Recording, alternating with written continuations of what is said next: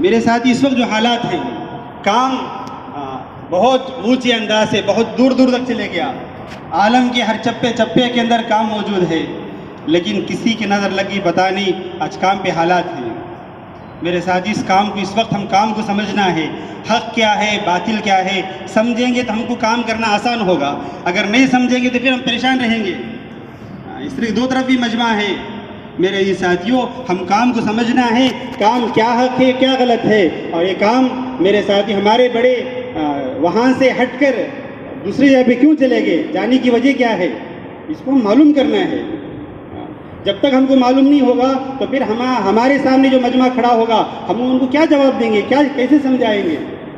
اللہ کا احسان ہے، قدری کے جتنے علاقے ہیں، قدری کے جتنے منڈل ہیں اور قدری کا جو مرکز الگ بنا، وہاں پہ ایسی محنت ہمارے علماء اکرام کیے، اللہ ان کو جزائے خیر دے۔ ان کی محنت کے نتیجے میں ماشاءاللہ آج پورے منڈل صحیح معنی میں کھڑے ہو گئے۔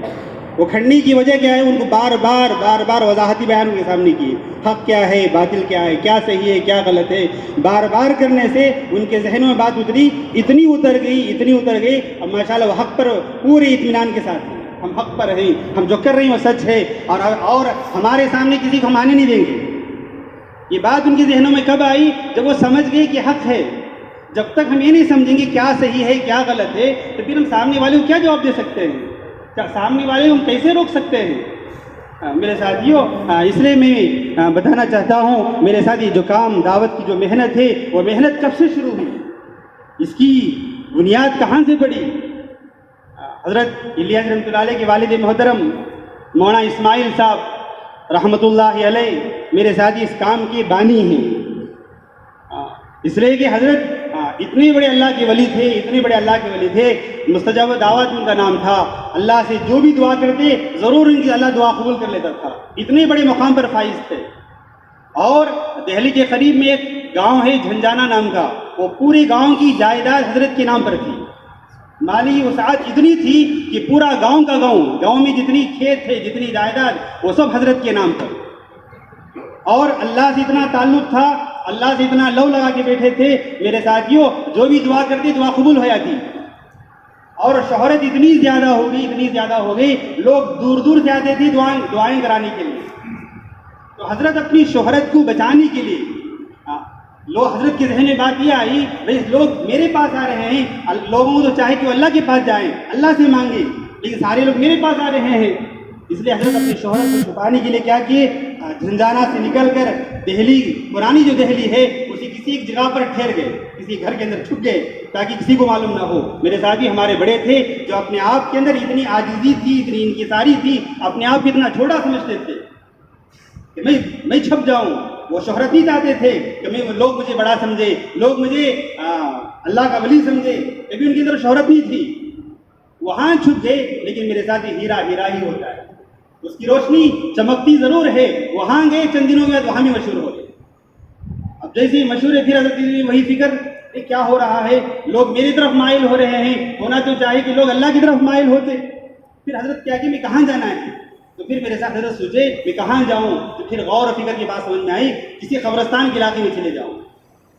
اب دہلی کے اندر تلاش کیا گیا تو میرے ساتھ اس وقت جو نظام الدین ہے اس زمانے میں وہ قبرستان کا علاقہ تھا، اسی لیے وہاں پہ ہمایوں ٹمب وہاں بنا، ہمایوں جو بھی جہاں پہ گئے ہیں دیکھتے ہی ہمایوں کا جو مقبرہ کہاں پہ ہے اسی جگہ پہ ہے، اور اسی نظام الدین میں بڑا قبرستان وہاں پہ ہے جہاں پہ حضرت مولانا عمر صاحب پالنپور رحمۃ اللہ علیہ آرام کر رہے ہیں، بڑا قبرستان وہاں پہ ہے، اور درگاہ بھی وہاں پہ ہے، وہ پورا قبرستان کا علاقہ تھا۔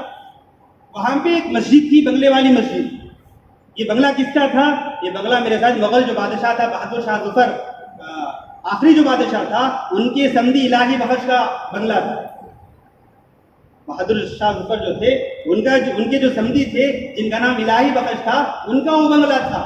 وہ شکار میں جب نکلتے، شکار میں جب جاتے جنگل میں، اس زمانے کی حالات آپ جانتے ہیں، بادشاہ لوگ کیا کرتے، شکار کرتے تھے، کبھی شکار میں چلے گئے وہاں کبھی قیام کر لیتے تھے، نماز کے وقت میں اس بنگلے میں ایک مسجد تھی جو آج مسجد بنگلے والی مسجد سے مشہور ہے، وہاں پہ نماز پڑھ لیتے تھے۔ اس مسجد میں جا کے ٹھہر گئے، وہاں پہ ٹھہرے رہے میرے ساتھیوں، وہاں پہ کام کرتے رہے، وہاں ٹھہرنا تھا۔ اب حضرت کے دل میں بات آئی کیا ہو گیا، ایک بڑی مصیبت میں آ کے پھنس گیا ہوں، دوسری جگہ پہ تھا، میں جماعت سے نماز پڑھتا تھا، جماعت کا ثواب مجھے ملتا تھا، اب اب یہاں پہ جنگل میں آ گیا ہوں, میں اکیلا نماز پڑھنا ہے, میرے ساتھ کوئی جماعت نہیں, جماعت کے ثواب سے میں محروم ہو رہا ہوں, اب کیا کروں؟ تو پھر حضرت وہاں سے نکل کر آج جو روڈ ہے, جہاں بس اسٹینڈ ہے, جو متھرا کا روڈ ہے, وہاں پر حضرت آتے ہیں. دیکھتے بھی کوئی ساتھی مل جائیں, کوئی مسلمان مل جائیں, اس کو ساتھ لے کے جاؤں گا, جماعت سے نماز پڑھوں گا. حضرت وہاں پہ آتے ہیں, جیسے آتے ہیں تو کچھ احباب نظر آتے ہیں, اور ان سے پوچھتے بھائی تم کون ہو؟ وہ کہتے ہیں ہم میو کے رہنے والے ہیں, میوات کا ایک علاقے کا نام ہے. پوچھتے بھی کیوں آئے ہو؟ وہ بتاتے ہیں کہ بھی ہمارے میوات میں قحط پڑا ہے, سارے لوگ پریشان ہیں, اس طرح مزدوری کی تلاش میں آئے ہیں. اب حضرت پوچھتے ہیں کہ بھی تم کو مزدوری کتنی ملتی ہے؟ وہ بتاتے ہیں کہ ہم کو روزانہ جو محنت کرنے پہ 1 آنا ملتا ہے. حضرت کہتے ہیں کہ ہم میرے پاس آ جاؤ گے, میں بھی مزدوری دینے کے لیے تیار ہوں, میں 2 آنے دوں گا. لوگ تیار ہو گئے, بھائی ہم مزدوری کے لیے نکلے ہیں, ہم کو تو آنا ہی ہے, مزدوری کرنا ہی ہے, چاہے جہاں بھی ہو. تو حضرت مسجد میں لے کے آتے ہیں. اب دن بھر کیا کرتے ہیں؟ دن بھر ان کو قرآن صحیح کراتے ہیں, نماز صحیح کراتے ہیں, نماز پڑھاتے ہیں, جماعت سے ظہر پڑھ لیے, عصر پڑھ لیے, اور مغرب پڑھنے کے بعد حضرت ان کو دعا نہیں دیتے. یہ لوگ پریشان, اس پریشانی پوچھتے ہیں. میرے ساتھ حضرت جی کا جو سب سے پہلا جو لفظ نکلا انہی میواتیوں سے نکلا. کس کے لیے نکلا؟ مولانا اسماعیل صاحب کے لیے نکلا. حضرت جی ہم کیا محنت کیے, ہم کیا مزدوری کیے, ہم تو نمازیں پڑھے ہیں, ہم نے تو قرآن سیکھا ہے, ہم نے تو سورہ سیکھا ہے, یہ مزدوری کس کی ہے؟ حضرت کہتے ہیں بھی تمہاری وجہ سے مجھے بہت بڑا فائدہ ہوا, تمہارے آنے سے میری ایک نماز کا ثواب 27 درجے پہ پہنچ گیا. تم نہ ہوتے تو مجھے اتنا ثواب کیسے ملتا تھا؟ اور حضرت کہتے ہیں ایک کام کرو, کل جب تم آؤ تم اور ساتھیوں کو لے کے آؤ. تو میرے ساتھی محنت کی بنیاد وہاں سے پڑی. اب کیا ہوا؟ وہاں سے لوگ آنے لگے, وہ ساتھی لاتے گئے, محنت کام ہوتا گیا. میرے ساتھ حضرت کی مولانا اسماعیل صاحب کی 2 بیویاں. پہلی بیوی سے ایک بیٹے تھے جن کا نام مولانا محمد صاحب تھا, اور ان کی پہلی بیوی کا انتقال ہو گیا. انتقال ہونے کے بعد چند دن کی عمر, حضرت کی عمر اس وقت 40 سال کی تھی. 40 سال کی عمر حضرت کاندھلا جاتے ہیں. کاندھلا جانا ہی تھا, کسی تقریب میں جاتے ہیں, تقریب میں جانا ہی تھا. وہاں پر حضرت الیاس رحمۃ اللہ علیہ کے ننیال کا گوپورہ علاقہ کاندھلا, وہاں بھی جیسے وہاں پہ پہنچے, حضرت الیاس رحمۃ اللہ علیہ کی جو نانی صاحبہ ہیں, ان کے دل میں خیال آیا بھائی مولانا اسماعیل صاحب ہمارے گاؤں آئے ہیں تو بہت اللہ کے ولی ہیں, اگر ان کے گھر سے ہمارا تعلق ہو جائے گا تو ماشاءاللہ سونے پہ سہاگا لگ جائے گا.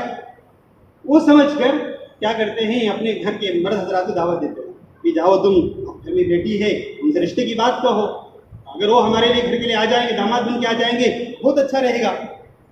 میرے ساتھیوں اس وقت بات ہوتی ہے, بات اس لیے ہوتی ہے میرے ساتھیوں, اس گھر کی عورتیں بہت نیک تھے, ان کی گھر کی عورتوں کی ایک فکر تھی, اس لیے کہ گھر کے مرد حضرات کا جو رجحان سر سید احمد کے ساتھ ہو گیا. سر سید احمد جو علی گڑھ یونیورسٹی کے جو بانی تھے, ان کے عقائد کچھ بگڑے ہوئے تھے, اور گھر کی عورتوں کو فکر تھی اگر ان کے عقائد بگڑے ہوئے ہیں, ہمارے مرد حضرات کے ساتھ تعلقات ان کے ساتھ ہیں, اگر ان سے اٹھنا بیٹھنا رہے گا ہمارے مرد حضرات بھی بگڑ جائیں گے. کسی طرح اپنے مرد حضرات کو بچانا ہے, اپنے خاندان کو بچانا ہے, اس لیے مرد حضرات کو دعوت دے کر ان سے تعلقات کی بات جوڑنے کی بات کی جائے. اب جیسی بات ہوئی, اب تقریب میں بات چیت ہوتی ہے, حضرت بھی اس کے رضامند ہو جاتے ہیں. اب شادی کی بات یہ ہوتی, شادی ہو جاتی ہے. اب شادی ہونا ہی تھا, وہ حضرت سے پھر 2 اولاد ہوتے ہیں اس بیوی سے, ایک مولانا یحییٰ صاحب اور دوسرے جو ہے مولانا الیاس صاحب رحمۃ اللہ علیہ. یہ دونوں بچے ان سے ہوتے ہیں.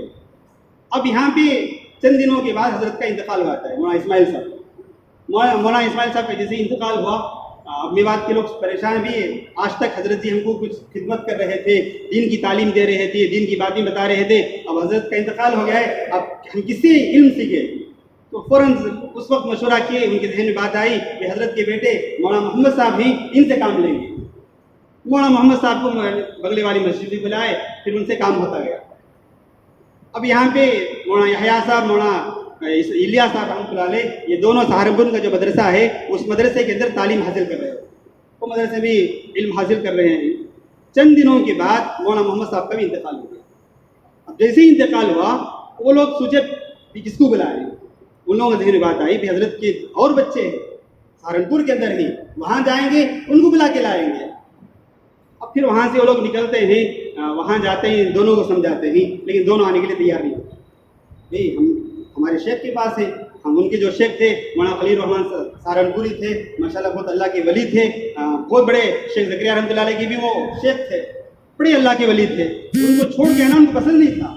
دونوں کو بار بار سمجھائے، بہت دیر تک سمجھائے، لیکن وہ آنے کے لیے تیار نہیں. اور وہ سوچے اب کیا کریں. چلو بھی حضرت بڑے حضرت سے ہی بات کریں. وہ سیدھا حضرت کے پاس آتے ہیں. حضرت کے پاس آ کر کہتے ہیں دیکھو ان دونوں میں سے کسی ایک کو نظام الدین بھیج دیں، تاکہ وہاں پہ بہت بڑا کام ہو رہا ہے، ان کے والد اور ان کے بھائی بہت کام کیے ہیں، اگر یہ نہیں آئیں گے تو کام رک جائے گا. کیا کرتے ہیں حضرت بھی ان کو سمجھاتے ہیں جاؤ. لیکن رحمۃ اللہ علیہ کو سمجھاتے ہیں وہ جانے کے لیے تیار نہیں. پھر حضرت ایک شرط پہ تیار ہوتا ہے. مولانا خلیل رحمۃ صاحب کہتے ہیں 1 سال کے لیے چلے جاؤ، 1 سال میں تم نظام الدین جاؤ، تمہارا دل لگا تو پھر وہاں پہ رہنا، دل نہیں لگا تو پھر سہارنپور آ جانا. تو میرے ساتھی 1 سال کے وعدے پر سہارنپور چھوڑ کر بنگلے والی مسجد آتے ہیں. پھر یہاں پہ کام کرتے ہیں. کام کرنے کے بعد حضرت کا ایک شاگرد تیار ہوتا ہے، حافظ بنتا ہے، اور اس کا بعد نکاح طے ہوتا ہے. اس وقت ایسے حالات میرے ساتھ ہندوستان کے، انگریز پورے ہندوستان میں چھائے ہوئے تھے اور مسلمانوں کے نام و نشان بٹھا رہے تھے. جس کسی کے بدن پر جھبا نظر آتا، داڑھی نظر آتی، اس کو شہید کر دیتے تھے. ایسے برے حالات تھے. اس حالات ایسے میوات اتنے بدتر حالات ہو گئے تھے انگریزوں کی وجہ سے میرے ساتھیوں. وہاں پر نکاح خوانی بھی ہوتی تھی. نکاح خوانی کے اندر ایک عالم بھی آتا تھا، قاضی صاحب بھی آتے تھے، ساتھ ساتھ پنڈت بھی آتے تھے. ایک طرف سے نکاح خوانی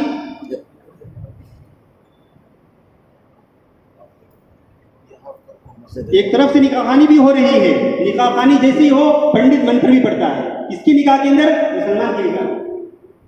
جب حضرت اس نکاح میں پہنچتے ہیں، ان حالات کو دیکھتے ہیں، تو حضرت کے دل میں فکر شروع ہوتی ہے یہ کیا ہو رہا ہے کہ مسلمان کی نکاح کے اندر منتر پڑے جا رہے ہیں.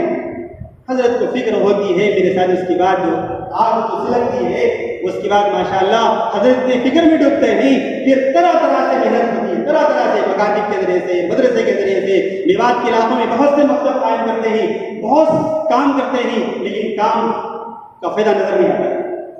اب حضرت کیا کرتے ہیں، ہندوستان سے بیزار ہو کر یہاں سے ہجرت کر مدینہ چلے جاتے ہیں.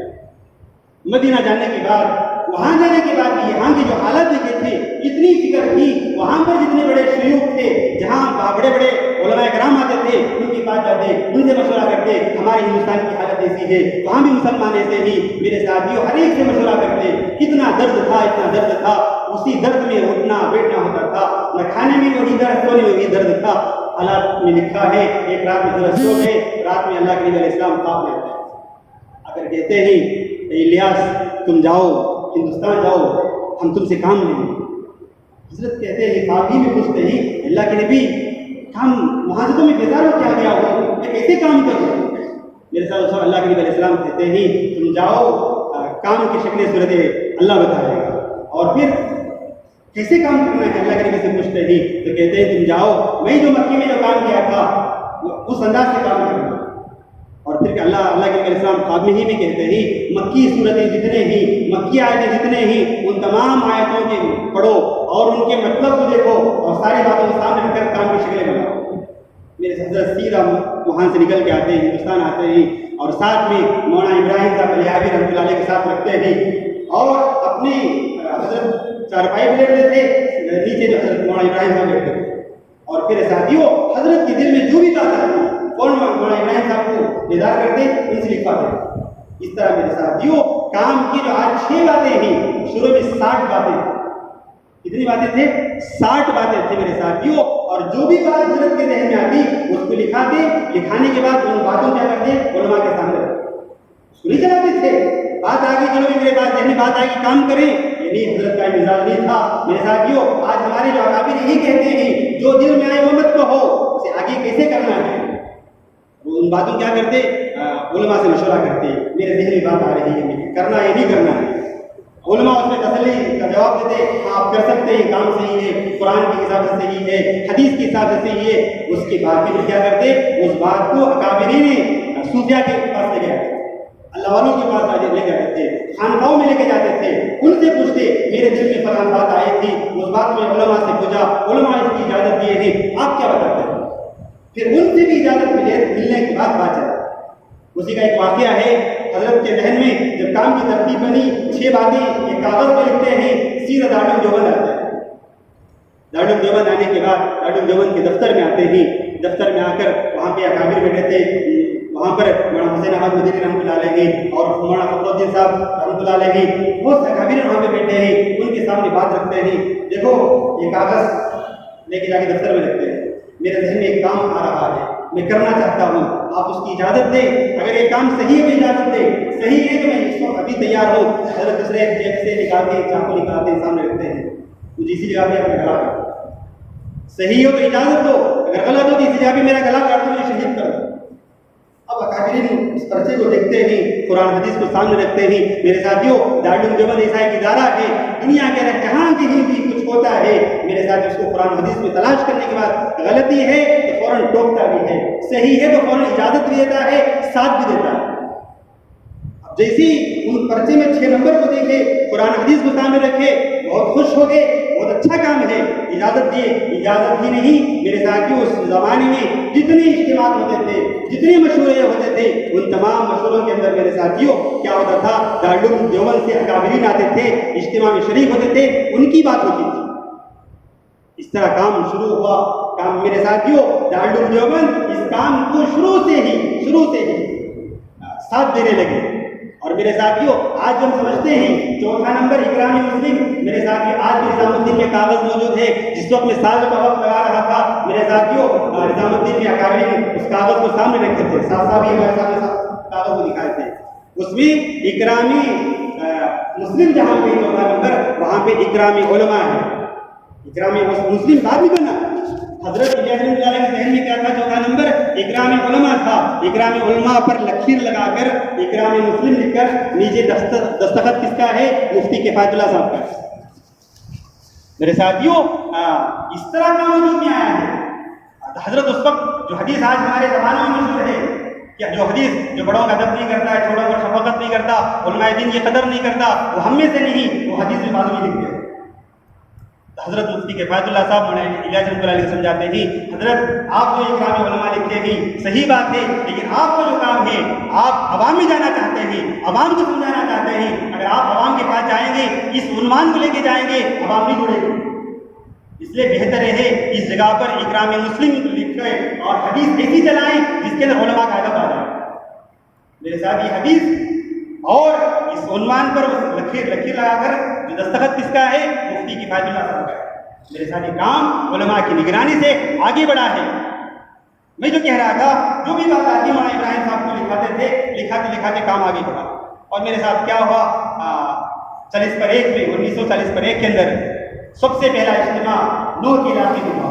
نومبر 18/19/20 کو اجتماع تھا. اس اجتماع کے اندر میرے ساتھیوں دارالعلوم دیوبند کے اکابرین میں سے 18 علماء اکرام اجتماع میں آئے تھے. 18 علماء اکرام بیان کیے. آج بھی ماشاءاللہ اس زمانے کا جو اجتماع کا جو پامپلیٹ ہے، اشتہار جو ہے، آج بھی ماشاءاللہ موجود ہے. میرے واٹس ایپ کے اندر بھی ہے، اگر چاہے تو بعد میں دکھا سکتا ہوں. میرے ساتھیوں 18 علماء اکرام، ہم جو سمجھتے ہیں پامپلیٹ کے ذریعے سے دعوت نہ چلائیں. میرے ساتھ پہلا جو اجتماع ہوا وہ پامپلیٹ کے ذریعے ہی سے ہوا. آج جو پامپلیٹ موجود ہے، اس زمانے میں حضرت الیاس رحمۃ اللہ علیہ پامپلیٹ بنا کر 18 علماء اکرام تھے جو 3 دن کے اجتماع میں بات کیے. اس کے بعد کیا ہوا میرے ساتھ، حضرت 1940/4 کے اندر حضرت کی عمر وقت حضرت کا قریب آنے لگا. اس وقت کیا کہ جو ذمہ دار احباب تھے وہ حضرت کے پاس آتے ہیں، حضرت آگے اس کام کو کون لے کے چلے. حضرت کیا بتانے لگے، دیکھو بھائی میرے 6 خلفاء ہیں. میرے ساتھیوں نظام الدین، یہ بھی ایک بات سمجھے، نظام الدین میرے ساتھیوں اس وقت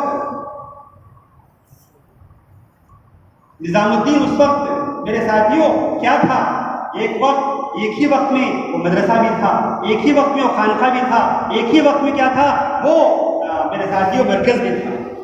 تینوں کام ایک ہی وقت میں ہو رہے تھے. حضرت میرے ساتھ بڑے شیخ تھے، حضرت کی کئی مریدین وہاں پہ تھے. 6 حضرت کے بڑے خلفاء تھے. حضرت کہتے ہیں میرے 6 بڑے خلفاء ہیں، وہ جس بات پر متفق ہوتے ہیں میں اس کے لیے تیار ہوں. اب 6 کے 6 بیٹھتے ہیں مشورے پہ. اب 6 کے ذہن میں بات آتی ہے آگے جو امیر بنیں گے حضرت مولانا یوسف رحمۃ اللہ علیہ. میرے ساتھ یہاں سوچیے نقطے کی بات. میرے اگر حضرت کی چاہتے، الیاس رحمۃ اللہ چاہتے، وہ خود طے کر سکتے تھے میرے بعد میرا بیٹا امیر بنے گا. حضرت طے نہیں کیے. حضرت کیا کیے، میری جو خلفاء ہیں ان کے مشورے سے جو طے ہوگا وہ آگے چل کے کام کرے گا، وہ آگے چل کے اس کام کا بڑا بنے گا، وہ آگے چل کے کام کو سنبھالے گا. اب 6 کے ذہن میں بات کیا آتی ہے، حضرت یوسف رحمۃ اللہ علیہ کو امیر بنائے. اور میرے ساتھیوں، حضرت یوسف رحمۃ اللہ کا حال اس وقت کا یہ تھا، حضرت دعوت کے کام سے اتنا ان کا تعلق نہیں تھا. حضرت اس وقت صرف ایک چلہ لگا تھا، اور پھر اتنے جید عالم تھے میرے ساتھیوں، اتنے جید عالم تھے، عربی کی بڑی بڑی کتابوں کا حضرت تشریح کیے تھے. موطا تحاوی شریف جو ماشاء اللہ بڑی حدیثی کتاب ہے، اس کی تشریح حضرت کیے ہیں. امان الاحبار کے نام سے اتنی بہترین تشریح ہے، اتنی بہترین کتاب ہے میرے ساتھیوں. آج پوری دنیا کے اندر ہمارے بڑے جو علماء کا نام جو لیا جاتا ہے، اس میں حضرت یوسف رحمۃ اللہ علیہ کا نام بھی آتا ہے. بڑے عرب کے بڑے بڑے کتب خانوں میں بھی حضرت کی جو کتاب ہے وہاں پہ رکھی ہوئی ہے. اتنے بڑے جید عالم، عربی میں اتنی مہارت، اور اس کے علاوہ بہت سی کتابیں حضرت لکھے تھے. حضرت کا کام صرف پڑھنے پڑھانے سے تھا. جیسے حضرت کا امیر بنایا گیا، جتنے باقی جو ذمہ دار تھے، مولانا علی میاں صاحب ندوی رحمۃ اللہ علیہ، اور ایسے دیگر جو بہت سے افراد تھے، شیخ زکریا رحمۃ اللہ علیہ، اور اس کے علاوہ اور بھی اکابر وہاں پہ تھے، سب پریشان تھے کہ یوسف کیا بات کرے گا، یہ تو مدرسے والا ہے، یہ کام کے لیے کیا بات کرے گا. میرے ساتھیوں، ہم یہی سوچتے ہیں، ایک عالم جب کبھی بٹھا دی، نیا ساتھی ہے، کام سے کیا تعلق ہے، یہ کیا بات کرے گا. میرے ساتھیوں، اللہ کا فضل ہے. علماء اکرام وہ اپنے علمی زمانے کے اندر مدرسے میں جو علم حاصل کرتے ہیں، ساتھ ساتھ ہر چیز حاصل کرتے ہیں. ان کا ایک چلہ بھی لگ جائیں، ان کے 3 دن بھی لگ جائیں، ماشاءاللہ کام کا ورن ان کے اندر آ جائے گا، جو آپ جتنا بھی وقت لگائیں گے آپ کے اندر نہیں آئے گا. حضرت یوسف رحمۃ اللہ علیہ ایک چلہ لگائے تھے، لیکن جب بٹھائے دوسرے دن ماشاءاللہ بات ہوئی. سارے اکابرین کا کہنا ہے، حضرت مولانا علی میاں صاحب رحمۃ اللہ علیہ اپنی کتاب میں لکھے ہیں، زبان یوسف کی تھی، بول الیاس کے تھے رحمۃ اللہ علیہ. زبان کس کی تھی؟ یوسف رحمۃ اللہ علیہ بات کر رہے تھے، لیکن بات کس کی نکل رہی تھی؟ حضرت الیاس کا جو درد تھا، جو فکر تھی. اس لیے کہ جب 6 ساتھی جو حضرت کو طے کر دیے، ایک چھوٹی سی بات رہ گئی تھی اس وقت کی. میرے ساتھیوں، حضرت کہتے ہیں یوسف اب تو مل لے، یہ بول کر حضرت رحمۃ اللہ علیہ گلا لگاتے ہیں. گلا لگانے کے بعد میرے ساتھیوں، تصوف کے رہنے اللہ والوں کے سلوک میں نسبت کے 5 راستے ہیں، نسبت کو منتقل کرنے کے 5 راستے ہیں. ان میں سے آخر والا جو راستہ ہے، اگر شیخ چاہے اپنے مرید کو ایک ہی وقت میں شیخ جیسا ہے ویسا اپنے مرید کو بنا سکتا ہے. شیخ جیسا ہے اپنی مرید کو ویسا ہی بنا سکتا ہے. وہی حال اس وقت ہوا. حضرت الیاس رحمۃ اللہ علیہ اپنی بیٹی یوسف رحمۃ اللہ علیہ سے ملاقات کیے. ایک معانقہ تھا تو جتنا درد تھا، جتنی فکر تھی، وہ سارا درد، وہ ساری فکر حضرت الیاس رحمۃ اللہ علیہ کے سینے سے نکل کر سیدھا حضرت یوسف رحمۃ اللہ علیہ سینے میں آ گئی. پھر ماشاءاللہ اس کے بعد کام ایسا کام کیے دعوت کے لائن میں. میرے ساتھیوں، حیات الصحابہ کی کتاب لکھے. اس کتاب کی برکت سے عرب کا جو علاقہ جتنا بھی ہے وہ پورا کا پورا کام کے لیے کھڑا ہو گیا. حضرت الیاس رحمۃ اللہ کے زمانے میں کام کہاں تک تھا؟ یہ بھی ایک بات ہے میرے ساتھ، صرف ہندوستان تک تھا. اس زمانے میں ہندوستان، پاکستان بھی ہندوستان تھا، بنگلہ دیش بھی ہندوستان تھا، بس ہندوستان میں کام تھا. ہندوستان سے آگے بڑھ کے کام نہیں گیا تھا حضرت الیاس رحمۃ اللہ علیہ کے زمانے کے لیے. جب حضرت یوسف رحمۃ اللہ علیہ امیر بنے، اس کے بعد ماشاءاللہ کام عرب کے علاقے میں پہنچا. حضرت کی جو عربی مہارت تھی، حضرت کی جو کتاب حیات الصحابہ تھی، جب عرب لوگ اس کو پڑھنے لگے، وہ اپنی زبانوں سے کہنے لگے ہمارے داداؤں کے قصے ایک اجمی ہم کو سکھا رہا ہے، ہمارے داداؤں کے قصے، ہمارے بڑوں کے قصے ایک ہندوستان کا رہنے والا ایک اجمی ہم کو سکھا رہا ہے. ہم کو تو آگے بڑھنا ہے. میرے ساتھ پھر کام یہ عرب کے علاقے والے کھڑے ہوئے، اتنے مضبوط ہوئے ماشاءاللہ. کارگزار ہمارے پاس ہے، اتنا وقت کہ ہم ان کارگزاروں کے سامنے رکھیں. پھر حضرت کیا ہوا، 1965 میں پڑوسی ملک میں اچانک حضرت کی طبیعت خراب ہوگی، بیمار ہو گئے. میرے ساتھیوں، اچانک حضرت کا انتقال ہو گیا. ابھی حضرت کی انتقال کی خبر ابھی ہمارے تعلیمی مرکز میں مولانا عمر صاحب جون پوری دامت برکات آئے تھے، اس کا ایک واقعہ بیان کی. حضرت بہت بیمار ہو گئے تھے. تو بیماری کے وقت میں لوگ آئے حضرت کے پاس کہ چلو حضرت آپ کو ڈاکٹر پاس لے کے چلیں گے. حضرت کہنے میں ڈاکٹر پاس نہیں آؤں. حضرت بولے کیوں؟ حضرت بتانے لگے میرے ساتھ یہ سوچی ہمارے بڑوں کے پاس کتنا تقویٰ تھا، کتنا اللہ کا ڈر تھا، کتنا وہ اللہ سے ڈرتے تھے. میرے ساتھیوں، ایسے ہمارے بڑے نہیں بنے تھے، ہمارے بڑے تھے ان کے اندر اللہ کا ڈر 100% تھا. اس لیے میرے ساتھ کام اتنا آگے بڑھ رہا تھا. اس زمانے میں ایک دن بھی کوئی ساتھی آ جاتا کام میں، میرے ساتھی آج کی 4 مہینے اس کے سامنے بیکار. ایک دن میں وہ طاقت تھی. حضرت کہتے ہیں میں اگر ڈاکٹر کے پاس آؤں گا، نرس مجھے ہاتھ لگائے گی، غیر محرم مجھے ہاتھ لگائے گی. ڈاکٹر ہاسپٹل جائیں گے تو کیا ہوگا؟ نرس آئیں گے، نرس مجھے چھوئیں گے، ایک غیر محرم کا ہاتھ میرے بدن پر پڑے گا، مجھے پسند نہیں ہے، مجھے چاہے اسی حالت میں موت۔ اور میرے ساتھیوں، حضرت کا جو معمول تھا اللہ کا جو ذکر کرنے کا اتنا تھا میرے ساتھیوں، اتنا جاتا تھا 12,000 16,000 تک روزانہ اللہ اللہ کہتے تھے۔ کتنا کہتے تھے؟ 16,000 کا معمول تھا روزانہ اللہ اللہ کہنے۔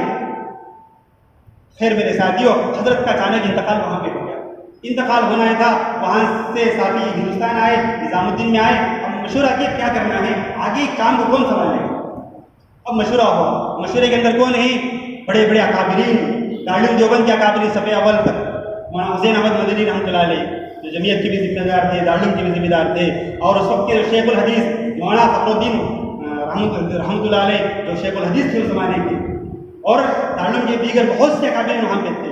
ایک طرف شیخ زکریا رحمۃ اللہ علیہ، مولانا علی میاں صاحب ندوی رحمۃ اللہ علیہ، میرے ساتھیوں حضرت منظور نعمانی رحمۃ اللہ علیہ، ان سب کے سامنے بات آئی آگے کام کون چلے گا؟ اب سب کے ذہن میں بات آئی مولانا انعام صاحب، انعام الحسن رحمۃ اللہ علیہ کام کو سنبھالا۔ اب سب کے مشورے سے انعام الحسن رحمۃ اللہ علیہ کو امیر طے کیا گیا، اور میرے ساتھیوں اب حضرت امیر بن گئے۔ حضرت کا جو امارت کا زمانہ تھا بہت لمبا زمانہ تھا، 1905 سے لے کر 1905 تک تقریباً 30 سال کا زمانہ حضرت کی امارت کا تھا۔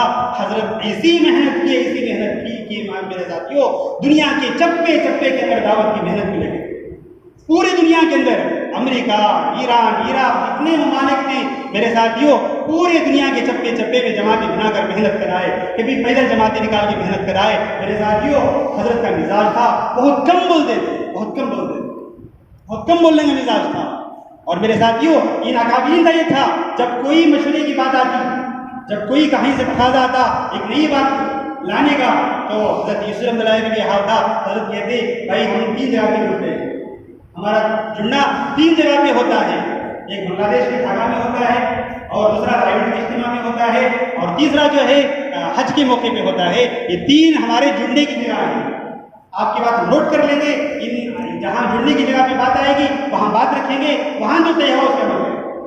کون بول رہے ہیں میرے ساتھیوں؟ حضرت جی بولتے ہیں۔ چاہے تو وہ اپنی طرف سے بات چلا سکتے تھے، لیکن کبھی بھی ہمارے اکابر مشورے کے بغیر اپنی طرف سے کوئی کام نہیں، جو بھی بات آتی فوراً اس کو نوٹ کرتے، کہتے مشورے میں بات کرتے، حالانکہ آخری فیصلہ ان کا ہے، وہ حضرت جی ہیں، وہ ہم سب کے امیر ہیں، کام کے بڑے ہیں، چاہے اپنی طرف سے بات نہیں کر سکتے تھے، لیکن میرے ساتھیوں کبھی ہمارے اکابر اپنی طرف سے نہیں کیے۔ اور پھر حضرت انعام الحسن رحمۃ اللہ کا زمانہ آیا، اس زمانے کے اندر بھی کوئی بات آتی ان کا نہیں کہتا بھائی ہم تو لکیر کے فقیر ہیں، ہم اتنا ہی کریں گے جتنا ہم کو ہمارے بڑے بتائیں، جتنا بتائیں اتنا ہی ہم کریں گے، اس سے آگے کچھ بھی ہم سے نہیں ہو سکتا ہے۔ اب پھر کام ہوا میرے ساتھیوں، کام ہوتا گیا، حالانکہ میرے ساتھ درمیانی بات ہے، حضرت کی کتاب انعام الحسن رحمۃ اللہ کی کتاب کی منتخب الابواب، بہترین کتاب ہے، دعوت کے عنوان پر حضرت بہترین باتیں اس میں لکھے ہیں۔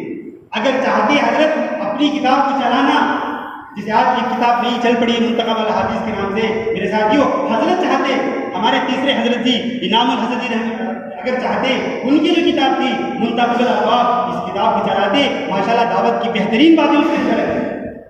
لیکن حضرت کیا بولے، بھئی یہ تو انفرادی پڑھنے کی کتاب ہے، ہم وہی کتاب چلائیں گے، ہمارے بڑے جو بتائے ہیں، ہمارے کام میں صرف فضائل والی کتاب چلے گی، فضائل اعمال حصے اول، فضائل اعمال حصے دوم، یہ کتاب ہمارے لیے کافی ہے، یہ کتاب اتنی بہترین کتاب ہے۔ یہ کتاب لکھنے کا زمانہ کون سا ہے؟ جب دعوت کا کام حضرت کے دل میں آ رہا تھا، حضرت دل و دماغ میں دعوت کی بات کو اللہ سمجھا رہا تھا، اس زمانے میں کتاب لکھے ہیں میرے ساتھیوں۔ اور کتاب لکھنے والے کون؟ شیخ زکریا رحمۃ اللہ علیہ، اتنے بڑے اللہ کے ولی میرے ساتھیوں، جتنے علماء کرام ہیں ان کے بارے میں جانتے ہیں، ان کی کیسے اللہ کے ولی ہیں، لیکن ان کی تعریف سن لینا، اتنے بڑے اللہ کے ولی ہیں میرے ساتھیوں۔ جب بھی فضائل اعمال میں جو تاثیر ہے، آج بھی آپ حضرات نے محسوس کیے ہوں گے، فضائل اعمال کو جب پڑھتے ہیں، چاہے وہ عالم ہو چاہے معمولی آدمی ہو، جب کبھی کوئی واقعہ پڑھتا ہے ایسا لگتا ہے کہ کہیں مرتبہ پڑھتا ہے، نورانیت اتنی ہے۔ اس لیے کہ نورانیت کیسے آئی میرے ساتھیوں؟ حضرت جب بھی کوئی حدیث لکھتے، جب بھی کوئی اس میں کوئی واقعہ لکھتے، کوئی فائدہ لکھتے، سب سے پہلے 2 رکعت نماز پڑھتے، 2 رکعت نماز پڑھ اللہ سے مانگتے، اے اللہ مجھے خیر لکھنے کی توفیق عطا فرما، اے اللہ میں ایسی کتاب لکھ رہا ہوں جو پوری امت کے لیے کام آنے ہے۔ میرے ساتھ عابدی میں اس کی تفصیلی واقعات تھے. عابدی کون سی کتاب ہے؟ شیخ زکریا رحمۃ اللہ علیہ کی خود اپنے ہاتھ سے لکھی ہوئی ڈیری ہے، ان کی زندگی کی کہانی ہے. 2 حصے میں میرے ساتھیوں ہے، اس میں حضرت تفصیل سے ان واقعات کو لکھے ہیں، کیسے فضائل عمل کو لکھا گیا. میرے ساتھیوں فضائل عمل کی انداز سے لکھا گیا. اگر یہ اکابر چاہتے اپنی کتابوں کو چلا سکتے تھے، اور یوسف جی رحمۃ اللہ علیہ چاہتے حضرت کی جو کتاب حیات الصحابہ کو مشہور کرتے تھے، بھائی تم کیا کرو، جگہ تم اس کو پڑھو، ہر جگہ میں اس کو استعمال کرو. لیکن حضرت یوسف رحمۃ اللہ علیہ کیا بتائے، ہماری جو تبلیغ کی جو کتاب ہے، تبلیغ نصاب، ایک ہی کتاب ہے جو فضائل اعمال ہے. فضائل اعمال کا جو پہلے کتاب لکھی ہوئی جو آتا تھا تبلیغی نصاب سے لکھا ہوا تھا. آج میرے ساتھ اس کا نام فضائل اعمال لکھا ہوا آتا ہے، لیکن پہلی کتابیں آپ کے پاس پرانی کتاب موجود ہو، اس کا پہلا صفحہ اٹھا کے دیکھو، اس میں کیا ہے، تبلیغی نصاب. میرے ساتھیوں اب کیا ہوا، حضرت کام کرتے گئے، کام ماشاءاللہ بہت سارے عالم میں پھیل گیا. 1993 کی بات ہے، حضرت بہت بیمار ہو گئے. حضرت کے ساتھ یہ بات کہاں چل رہی تھی، عرب کے حضرت حج میں گئے تھے. حج میں مفتی زین العابدین صاحب وہاں پہ موجود ہی، حاجی افضل صاحب وہاں پہ موجود ہی، حاجی عبد المقید صاحب موجود ہی، اور ایسے ہی مولانا سید احمد خان صاحب رحمۃ اللہ علیہ وہاں پہ موجود ہی، اور حاجی مرحوم عبد الوہاب صاحب وہاں پہ موجود ہی. یہ 5 اکابرین تھے. ان کے سامنے حضرت ایک درد بھری بات کہتے ہیں، دیکھو اب کام پورے عالم میں پھیل گیا ہے، ایک آدمی اس کام کو سنبھال نہیں سکتا ہے. پہلے کام مختصر تھا، اس لیے ایک آدمی بھی کام سنبھال لیتا تھا. اس لیے آج پوری دنیا میں کام پھیل گیا ہے، اتنی پوری دنیا کو ایک آدمی سنبھالے، یہ تو مشکل ہے، یہ تو نہیں ہو سکتا ہے. میرا دل چاہتا ہے یہ کام ایک جماعت کے ذریعے سے، جو وہاں پہ جو موجود تھے مفتی زین العابدین صاحب میرے ساتھ کام کے پرانے ساتھی، مولانا سید احمد خان صاحب مکی، یہ بھی آپ جانتے ہیں بہت بڑے پرانے کام کے ساتھی، حاجی افضل صاحب، حاجی عبد المقید صاحب، حاجی عبد الوہاب صاحب، میرے ساتھیوں یہ پورے اکابرین کہتے ہیں حضرت آپ جو کہتے ہیں اچھی بات ہے، ایسا ہی ہونا چاہیے. میرے ساتھ حضرت کیا کرتے ہیں، وہاں پہ شورا کو بناتے ہیں، 5 ساتھیوں کے شورا وہاں پہ بن جاتے ہیں. اسی جگہ پر ان 5 اکابر کی شورا بنتی ہے. اور پھر حضرت مختلف علاقوں میں جب بھی جاتے تھے، کبھی امریکہ چلے گئے، وہاں پہ امریکہ کی شورا کی جماعت بنا دی. افریقہ چلے گئے، افریقہ کی شورا کی جماعت بنا دی. یہ آسٹریلیا چلے گئے، وہاں کی ایک شورا کی جماعت بنا دی. میرے ساتھیوں حضرت خود اپنے زمانے کے اندر اپنے حیات میں ملکوں کی شورا کی جماعت بنا چکے تھے. پھر یہ عالمی شورا کی 5 ساتھیوں کی جماعت بنا. پھر حج سے سیدھا واپس آتے ہیں، سیدھا واپس نظام الدین آتے ہیں. نظام الدین اس وقت انڈونیشیا کا ملیشیا کا جوڑ چل رہا تھا. جوڑ میں آتے ہیں، بات ہوتی ہے. جوڑ کے دوسرے دن ناشتے کے وقت میں میرے ساتھی جو مشورے کا کمرہ ہے، اس کمرے میں اکابرین بیٹھتے ہیں. اب بات حضرت پھر وہ بات رکھتے ہیں، جو بات وہاں پہ رکھ لیتے، ایک آدمی اس کام کو سنبھال نہیں سکتا ہے، میں 5 آدمیوں کی شورا کی جماعت بنا دیا ہوں، اس کو اتنے ہی رہے، اس کو اور بڑھا ہے. میرے ساتھی اس وقت کیا ہوتا ہے، اکابرین وہاں پہ 3 ساتھیوں کا نام ہوتا ہے، 3 ساتھی اور بڑھتے ہیں. مولانا اظہار الحسن صاحب، مولانا عمر صاحب پالنپوری رحمۃ اللہ علیہ، اور ایسے مولانا زبیر الحسن صاحب رحمۃ اللہ علیہ، ان تینوں کو اضافہ کرتے ہیں 8 ساتھیوں کی شورا کی جماعت بن جاتی ہے. اس کے بعد 3-4 دن کے بعد میرے ساتھ پھر کچھ ہنگامہ ہوتا ہے. میرے ساتھ وہ زمانہ واٹس ایپ کا نہیں تھا، فیس بک کا نہیں تھا، اس لیے ہنگامہ آپ لوگوں کو پتا نہیں. اس زمانے میں تبھی ہنگامہ ہوتا، تبھی میوات کے لوگ آتے ہیں، حال بہت بے حال ہو چکا تھا. میرے ساتھیوں اگر ساتھ صاحب کو اگر اس شورا میں نہیں لیں گے باتیں بہت چھوڑ. پھر یہ اس وجہ سے ساتھ صاحب کو بھی شورا میں نہیں، ساتھ صاحب کے ساتھ ساتھ میاں جی محراب صاحب رحمۃ اللہ علیہ کے لیے 10 ساتھیوں کی شورا کی جماعت بنی. اس طرح میرے ساتھیوں 10 ساتھی کی شورا کی جماعت بنی. پھر 10 ساتھی کی شورا کی جماعت حضرت کے وفات کے بعد سے ماشاءاللہ کام کرتے رہے. دنیا کا کوئی مسئلہ بھی آتا یا اکابرین جاتے تھے، کام کرتے تھے، پورے دنیا کے نظام کو سنبھالتے تھے. یہ 10 کے 10 سنبھالتے تھے. اور پھر اس وقت بات طے ہوئی تھی، نظام الدین کی بات، 2 باتیں طے ہوئے تھے. ایک بات کیا ہوئی تھی میرے ساتھیوں، آج کے بعد سے نظام الدین میں بیعت کا سلسلہ نہیں چلے گا. آج میرے ساتھ اس وقت میں کتابوں میں لکھا ہوا ہے بیعت کا سلسلہ یہاں پہ خبر نہیں، بیعت کا سلسلہ نہیں چلے گا. اور آگے شورا سے کام ہوگا، کوئی امیر یہاں پہ نہیں ہوگا. میرے ساتھ یہ مشورے سے طے ہے، اس زمانے میں آج بھی محفوظ ہے. 2 باتیں، ایک بیعت کا سلسلہ نہیں چلے گا. بیعت اس زمانے تک ہوتی تھی، یوسف رحمۃ اللہ علیہ کے بھی بہت سے مریدین تھے، بیعت ہوتی تھی میرے ساتھیوں۔ حضرت یوسف رحمۃ اللہ علیہ کے بعد انعام الحسن رحمۃ اللہ علیہ بھی بیعت کرتے تھے، حضرت کے بھی بہت سے مریدین تھے، خلفاء تھے۔ حضرت کے وفات کے بعد جب یہ 10 ساتھی و شورا کی جماعت بنتی ہے، اس وقت بات یہ ہوتی ہے کہ اب اس کے بعد یہاں پہ دو کام نہیں چلیں، اب اب ہی ہوگی۔ اب میرے ساتھی کام ہوتا گیا، چلتا گیا، میرے ساتھ کام اس وقت سے بگڑنا شروع بھی ہوا، کام ہوتا بھی گیا، کام بگڑنا شروع بھی ہوا میرے ساتھیوں۔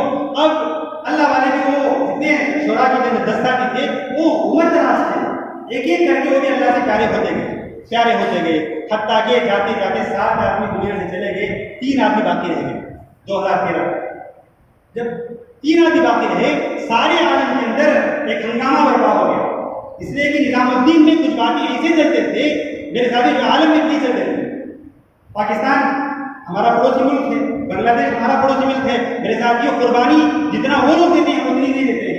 ان کی جماعتیں میرے ساتھیوں 8-8 مہینے سے شروع ہوتے ہیں، وہاں پہ 3-3 سال کی جماعتیں نکلتے ہیں، ہم تو 3 دن نکلنا مشکل ہے میرے ساتھی، ہمارے پڑوس ملک کی جماعتیں نکلتے ہیں ایک ساتھ 3 سال کی جماعت، 8-8 مہینے کی جماعتیں، اتنی قربانی دینے والے وہ پورے عالم میں پھر رہے ہیں، ایک کام کر رہے ہیں جو پہلے سے چلا آتا ہے، جو ہمارے روز چلا آتا ہے۔ اب ہمارے ہندوستان سے جاتے ہیں وہ لوگ کام کو بگاڑ رہے ہیں، وہاں جاتے ہیں منتخب پڑھتے ہیں۔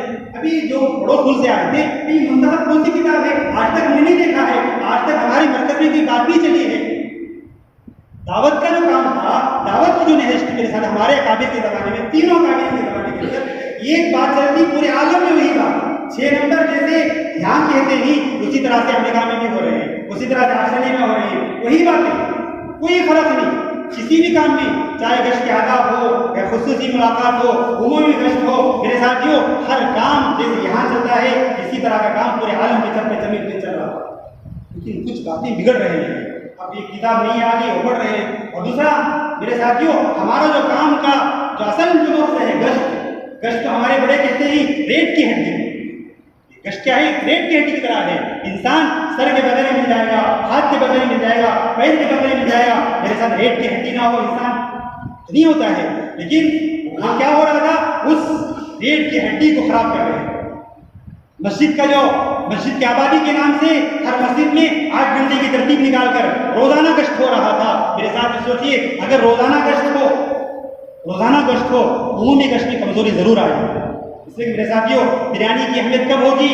جب ہفتے میں یا مہینے میں ایک مرتبہ کھائیں تو بریانی کی اہمیت رہے گی۔ روزانہ بریانی کھائیں گے، روزانہ گشت ہو، گشت کی اہمیت کہاں پہ رہے گی؟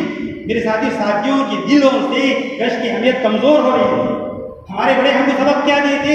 2 گشت کرنا ہے، یہ گشت اپنی مسجد کا، ایک پڑوس کی مسجد کا، دوسرا گشت کرنا ہے۔ یہ ہمارے اکابرین شروع زمانے سے یہ سبق ہم کو چل رہا ہے، درمیانی مسجد کے اعمال سے بغیر مشورے کے کسی سے مشورہ نہیں ہوا۔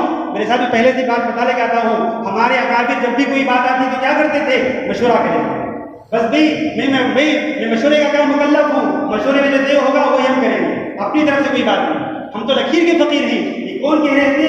مولانا یوسف رحمۃ اللہ علیہ کی بات کہہ رہے تھے، مولانا انعام الحسن رحمۃ اللہ علیہ وہی بات کہہ رہے تھے، لیکن صاحب یہاں پہ جب سے آئے اپنی طرف سے نئی باتیں کام کو خراب کر رہے تھے۔ اور پھر ہمارے بڑے ہم کو بتائے تھے تعلیم کیسے ہو، مسجد کی تعلیم، گھر کی تعلیم میں کیا ہو۔ ہمارے بڑے پہلے کیا کہتے تھے؟ گھر کی تعلیم کا طریقہ ہے، ان کو پڑھنا آتا ہے، فضائل اعمال کی کتاب لو، فضائل اعمال کی کتاب اٹھاؤ، گھر میں صحابہ کو جوڑو، فضائل اعمال کی تعلیم کرو، ختم کر دو۔ لیکن ابھی آئے تو کیا کہ تعلیم کے ساتھ ساتھ کیا ہونا ہے؟ قرآن کا حلقہ بھی لگنا ہے میرے ساتھیوں۔ اس سے بھی بہت سے مسائل علاقوں میں کھڑے ہو گئے۔ ہمارے بڑوں کے پاس لوگ مسئلہ پوچھنے آئے، گھر کے چھوٹے چھوٹے بچے پریشان تھے، ماں کبھی قرآن پڑھتی ہے کبھی قرآن نہیں پڑھتی ہے، بچوں کو کیا معلوم کہ پڑھنے کا وقت کون سا ہے، پڑھنے کا وقت کون سا نہیں۔ یہ چھوٹے چھوٹے بچے پریشان، کل تک میری ماں قرآن سنا رہی تھی، آج کیوں نہیں سنا رہی ہے؟ میرے ساتھ چھوٹے بچے بالغ بن گئے، کیوں؟ مشورے کے خلاف کام ہونے کی وجہ سے، مشورے سے کام نہیں ہوا تھا میرے ساتھ، اس لیے کام خراب ہو رہا تھا۔ اب یہ باتیں باہر جا رہے تھے، پڑوس ملک کی جتنی پاکستان سے جماعتیں ان جماعتوں سے کوئی بات نہیں نکل رہی ہے، اب وہاں پہ ٹکراؤ ہو رہا ہے، جماعتوں میں کیا ٹکراؤ ہو رہا ہے، یہ جماعت ایسا بولتی ہے تو ایسا بولتی ہے، کیا کریں؟ اب سارے کے سارے 2013 کے اندر آئین کا جو اجتماع ہوا، اس اجتماع کے اندر میرے ساتھیوں بات آئی، بھئی ساری دنیا میں جھگڑے چلتے ہیں، کیا کریں؟ اور دوسری بات، حضرت جو حضرت جو جماعت شورا کی بنائے تھے اس جماعت کے ذریعے صرف 3 آدمی باقی رہ گئے ہیں. ایک مولانا زبیر حسن صاحب رحمۃ اللہ علیہ, دوسرے مولانا صاحب صاحب, تیسرے کیا ہے حاجی عبد الوہاب صاحب, اس وقت باحیات تھے. کہتے ہیں 3 آدمی باقی ہیں. ان تینوں میں سے ایک بھی اگر انتقال ہو جائیں گے پھر جماعت نہیں رہے گی. 2 آدمی کو جماعت نہیں بولتے, اس لیے ان 3 آدمیوں کی موجودگی میں شورا کی جماعت بنا. میرے ساتھ 2013 میں رائے کے اجتماع میں سب کے مشورے سے کیا ہوتا ہے 13 آدمیوں کی جماعت نہیں ہوتی. 13 آدمیوں کو شورا کی جماعت نہیں ہوتی ہے. اس میں 5 ہندوستان کے, 5 ہمارے پڑوس ملک کے اور 3 بنگلہ دیش کے. اس طرح میرے ساتھ 13 ساتھیوں کی جماعت بنتی ہے. اب جماعت بنتی ہے, لکھا جاتا ہے سب کے مشورے سے. سب ساتھیوں کو چن کر میرے ساتھ پوری دنیا سے 3000 کا مجموعہ, پورے دنیا سے ایک ملک سے ایک دو آدمی کی انداز سے 3000 کا مجموعہ رائے گڑھ میں جمع تھا. ان سب کے مشورے سے 13 آدمی مشورہ کی جماعت بنتی ہے. جب ایک کاغذ میں ساری باتوں کو لکھنے کے بعد اب اس کاغذ کو سب کے پاس پہنچاتے ہیں. جیسے ہی صاحب کے پاس یہ آتا ہے تو فوراً کہتے ہیں میں اس کو نہیں مانوں گا, کھڑے ہو جائیں. میرے ساتھیوں سوچئے یہ کام شروع سے کیسے چلتا ہوا آتا ہے, مشورے سے طے کیا گیا ہے. ہمارے اندر کام میں میرے سب سے پہلی بنیاد مشورہ ہے. مشورے سے جو طے ہوتا ہے اس کو ماننا ہمارے لیے ضروری ہے. پورے عالم کے اکابرین طے کیے ہیں یہ شورا کی جماعت ہے. ضروری تھا کہ وہ بھی مان کے کام کرتے. لیکن میرے ساتھ یہ مانے اور کھڑے ہو گئے, سیدھا ہندوستان آئے. ہندوستان آنے کے بعد وہاں سے کچھ اکابرین یہاں پہ آتے ہیں, آگے سمجھاتے ہیں حضرت آپ شورا کو مان لیں. لیکن حضرت کیا کہتے ہیں, میں نہیں مانتا, جاؤ جہنم میں جاؤ. میرے ساتھ اتنی بات بولتی. میرے سے ایک کام کا بگاڑ, دوسرا میرے ساتھیوں مسائل کا بگاڑ بھی تھا. اس کے بعد انشاءاللہ ساری تفصیل ہمارے مولانا اسماعیل صاحب بتائیں گے.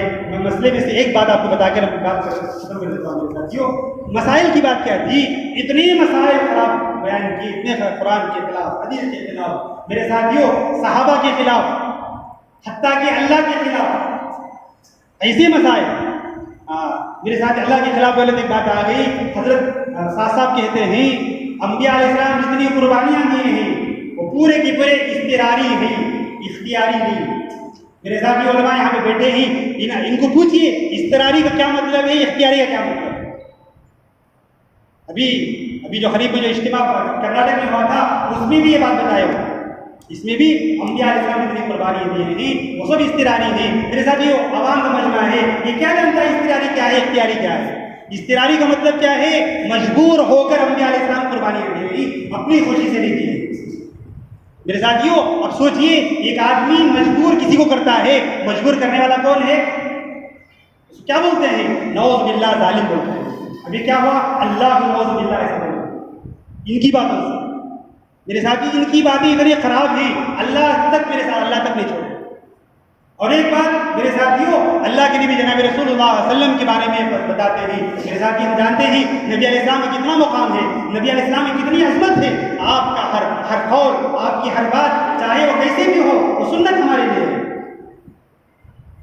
آج نکاح کا جو مسئلہ آتا ہے, ولیمے کا جو مسئلہ آتا ہے, میرے ساتھیوں آج تک ہمارے جتنے علماء اکرام ہیں آپ کو سمجھائے ہیں. کیا سمجھائے ہیں, یہ نکاح ولیمہ جو ہوتا ہے, آپ علیہ السلام ولیمے کے 2 انداز لیے ہیں. آپ نے کبھی چھواروں سے ولیمہ کر دیے ہیں, کبھی بکری کاٹ کے بھی ولیمہ کرائے ہیں. اب ہمارے علماء اکرام کیا بتاتے ہیں, یہ غریبوں کے لیے مسئلہ ہے, مالداروں کے لیے مسئلہ ہے. اگر کوئی مالدار چاہتا ہے وہ بکری بھی کاٹ کر ولیمہ کرائیں, کر سکتا ہے, یہ سنت ہے. اگر کوئی غریب ہے وہ چائے بسکٹ سے بھی ولیمہ کرا سکتا ہے, وہ بھی کر سکتا ہے. نبی علیہ السلام کی وہ بھی سنت ہے. آج تک یہ مسئلہ بتاتے ہیں. لیکن میرے ساتھ صاحب اس میں بھی اتنی خراب بات بتا دیے. میرے ساتھیوں نبی علیہ السلام اپنے عادت کے خلاف کر دی گئے تھے. اس لیے آپ علیہ السلام کی عادت کیا تھی, آپ کے ہر نکاح کا جو ولیمہ تھا, کبھی چھوارے کھلا دیے, کبھی ساتھیوں کو بولتے تھے اپنے گھروں سے کچھ لاؤ, سب اکٹھا ہوا تھا پھر اس کو کھلا دیتے تھے. لیکن حضرت زینب رضی اللہ تعالیٰ عنہ کا جب نکاح ہوا اس وقت آپ علیہ السلام بکری کاٹ کے ولیمہ کراتے تھے.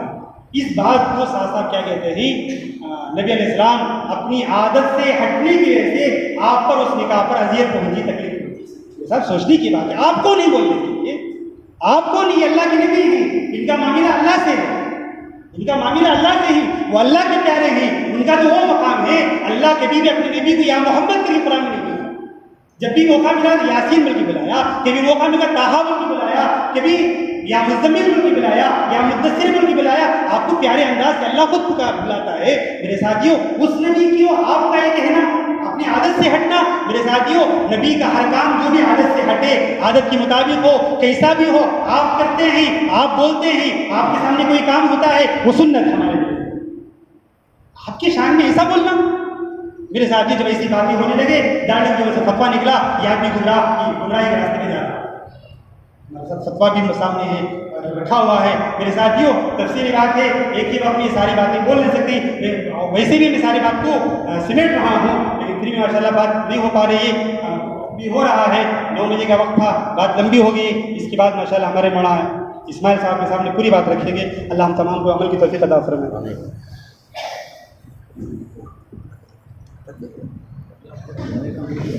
یہ